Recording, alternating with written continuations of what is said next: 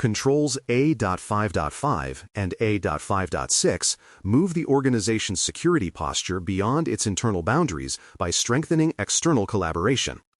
A.5.5 focuses on maintaining proactive and well-defined contact with authorities, regulators, law enforcement, and national incident response centers to ensure that the organization can act quickly, lawfully, and confidently during an incident. A.5.6 builds on that foundation by establishing structured participation in special interest groups and security communities, transforming information sharing and peer engagement into tangible security value. Together, these controls emphasize that resilience is not achieved in isolation. It is built through trusted communication pathways and active involvement in the broader security ecosystem. The intent of A.5.5 is to ensure that the organization has formal, prepared mechanisms for communicating with competent authorities when required. Having these channels in place before an incident occurs reduces confusion and response delays, enabling faster access to official guidance and compliance support. It also ensures that any regulatory or legal obligations, such as data breach notifications, are met within prescribed timeframes. Beyond compliance, strong relationships with authorities provide strategic benefits. Early warnings of sector-specific threats, coordination during investigations, and reputational credibility as a cooperative, transparent actor in the community. The first step in A.5.5 is to clearly define the scope of authority contact. Organizations must identify which external bodies are relevant to their operations, such as data protection regulators, sector-specific oversight agencies, law enforcement units specializing in cybercrime, and national or regional CSIRTs, computer emergency response teams. For each, criteria must be set to define when contact is appropriate. Roles authorized to make or approve such contact should be documented to prevent unauthorized disclosures. The process must also ensure that all outreach activities meet legal, regulatory, and contractual requirements, including confidentiality and jurisdictional restrictions. In regulated sectors, the organization's ability to prove that these responsibilities are structured and traceable often becomes a key part of certification and compliance evidence. Maintaining a robust authority contact registry ensures that communication is swift, accurate, and auditable. This registry should catalog all relevant authorities, including jurisdiction, contact numbers, secure communication methods, and operating hours or time zones. Escalation hierarchies should be clear: who to call first, who to notify next, and under what conditions. Each entry should specify preferred communication formats, encryption requirements, or secure channels, ensuring that no sensitive details are transmitted insecurely. The registry must also identify both primary and backup points of contact, accounting for potential availability gaps during incidents. Regular review, at least annually or after major regulatory changes, keeps this information accurate and ready for immediate use. The organization must define explicit triggers for contacting authorities, removing ambiguity when pressure is high. Triggers typically include confirmed or suspected data breaches that exceed reporting thresholds, indicators of criminal activity, or cyber events that threaten public safety or national infrastructure. Sector-specific regulations, such as financial supervisory reporting or healthcare privacy breaches, should be reflected in playbooks. Cross-border incidents that affect multiple jurisdictions must be planned for as well, ensuring coordination among all affected regulators. Having predefined triggers helps avoid two dangerous extremes: delayed reporting that leads to penalties, or over-reporting that burdens relationships with unnecessary noise. Legal review and governance are essential before any external engagement occurs. Pre-authorization protocols should define who can communicate on behalf of the organization, what information may be disclosed, and under which legal frameworks.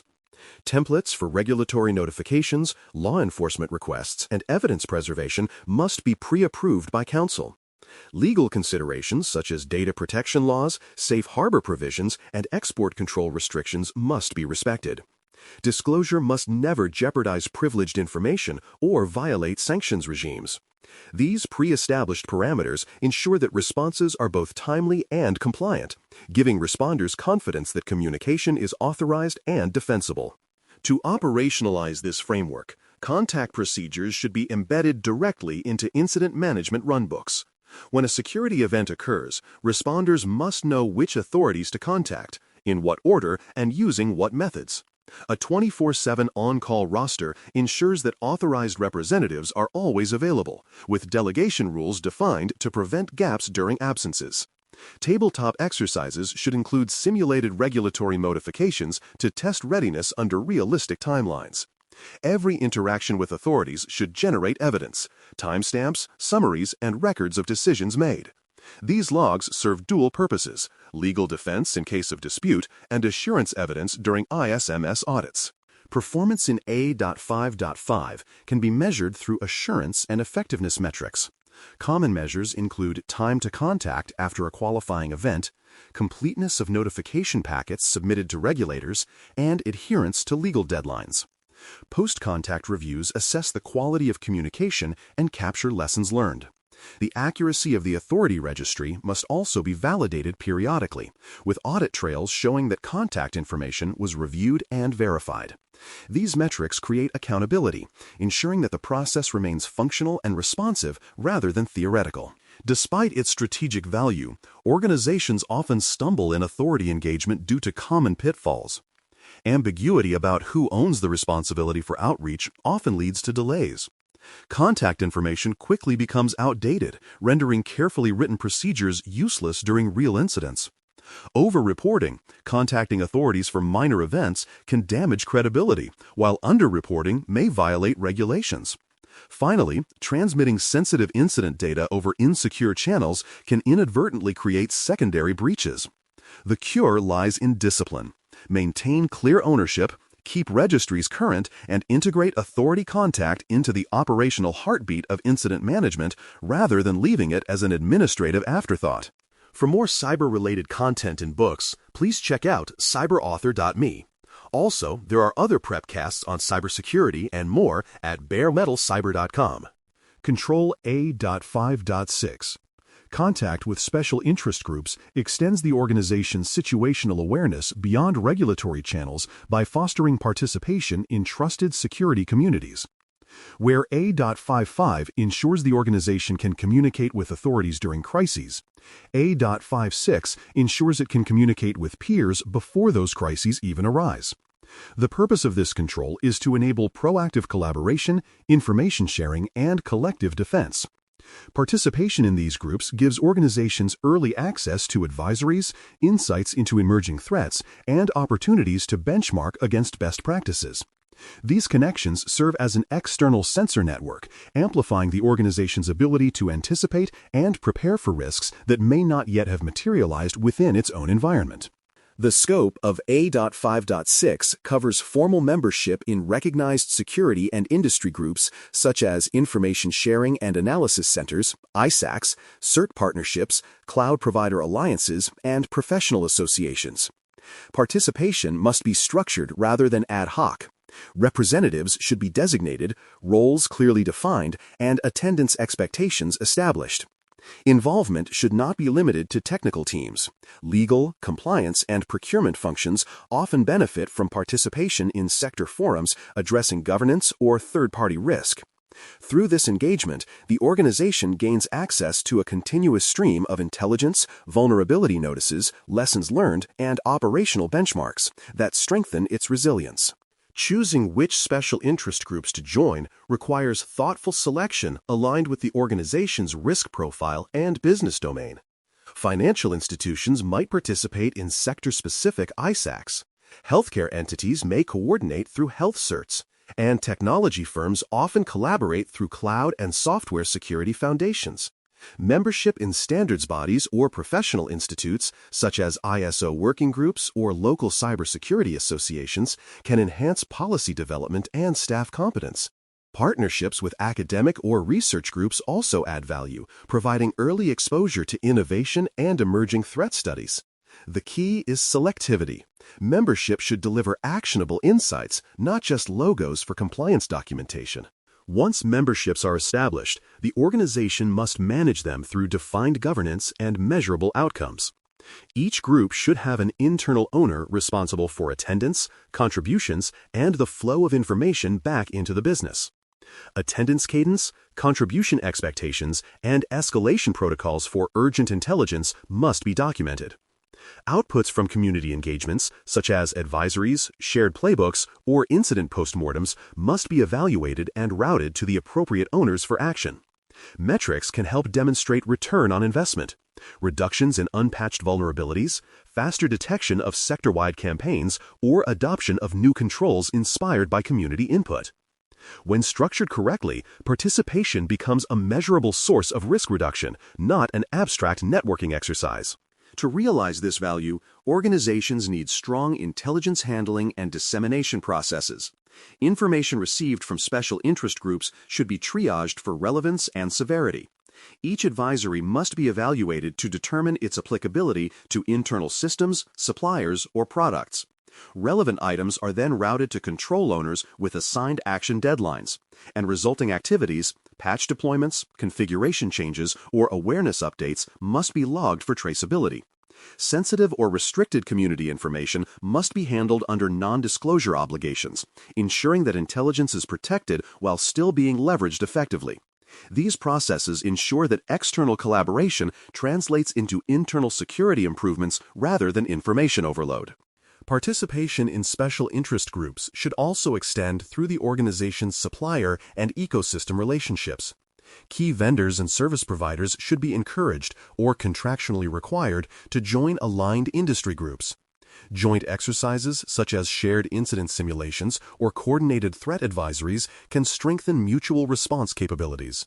Contractual clauses may specify timelines for intelligence sharing or obligations to notify the organization of relevant threat reports. Within regulated industries, sharing anonymized lessons learned with peers strengthens the overall security fabric of the sector.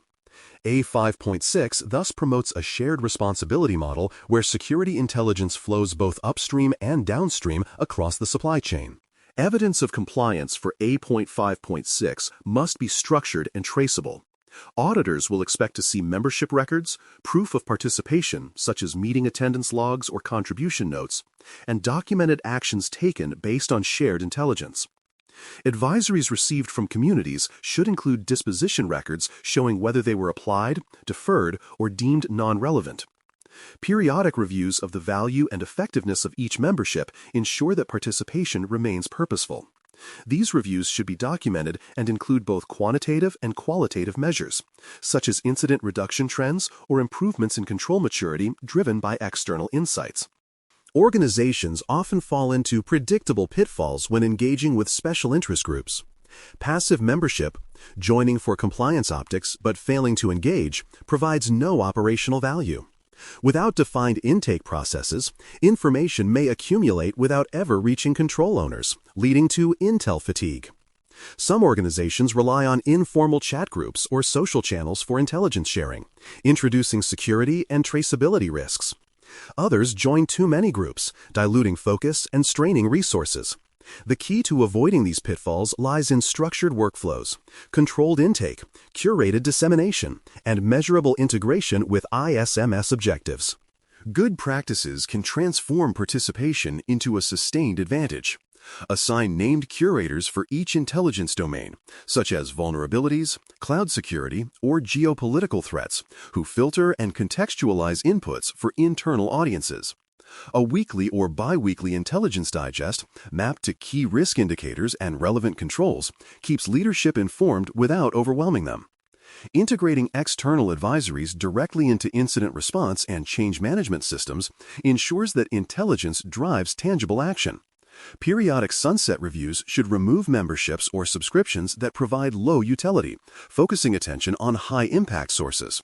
In this way, engagement remains dynamic, valuable, and aligned with evolving business needs. The relationships developed through A.5.6 also interconnect with other ISMS controls.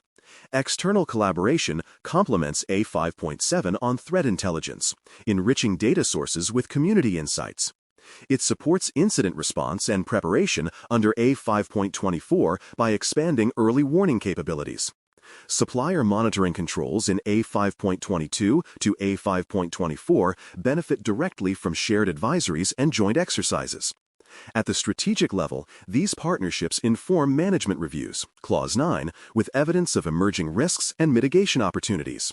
Far from being peripheral, these engagements strengthen every layer of the ISMS, from tactical incident handling to strategic decision-making. In summary, A.5.5 and A.5.6 establish the organization's external coordination fabric. A.5.5 ensures lawful, timely, and traceable contact with competent authorities during incidents or compliance events, reducing uncertainty and enhancing trust. A.5.6 transforms community participation into an engine of collective defense, ensuring that shared intelligence translates into internal resilience. Both controls rely on prepared registries, defined roles, rehearsed playbooks, and measurable outcomes. By maintaining these external relationships with structure and intent, organizations extend their visibility, accelerate response, and position themselves as trusted participants in the global security ecosystem, better informed, better connected, and ultimately better protected.